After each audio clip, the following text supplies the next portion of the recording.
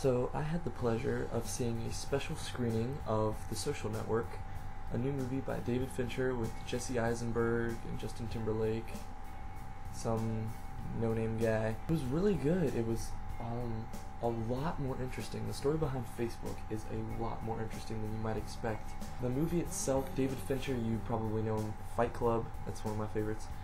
He also did Seven and The Curious Case of Benjamin Button.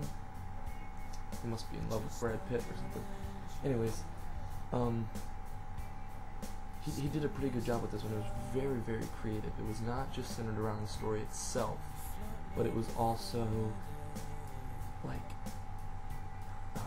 his issues emotionally, like with girls or a girl, I should say. So basically, gist of what happens is Jesse Eisenberg's character is Mark Zuckerberg, the founder of Facebook, goes to Harvard, and he's a very, very bright computer programmer. So these kids, these really popular kids, rich kids, come and ask him to help them make their social site for people of Harvard to connect to each other. And he accepts.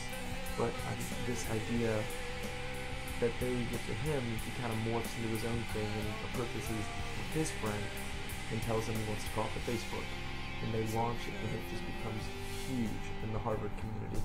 From there, it escalates into just colleges everywhere. The major colleges all want to have this so they can connect, so they can keep in touch with people, so they can just find other people, just how they've always wanted to do.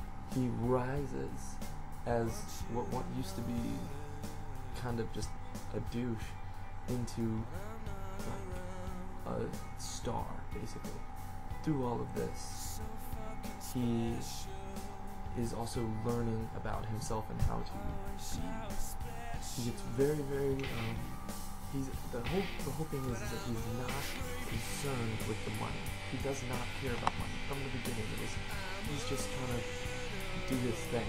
So as he's getting his stardom, he meets the creator of Napster, Justin Timberlake's character, and he drops his friend so he can get bigger, and his friend hates him.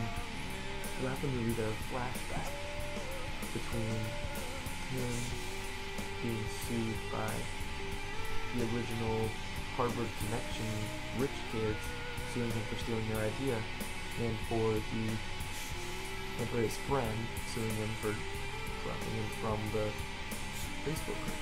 And there's also comedy and other little side jokes that are not really necessary, but you need that to keep the story like relatable. Overall, I give this movie, I give it an A-, definitely.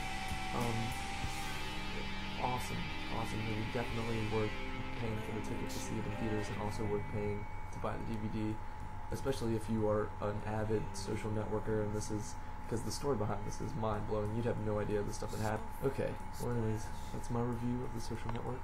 Let me know what you think.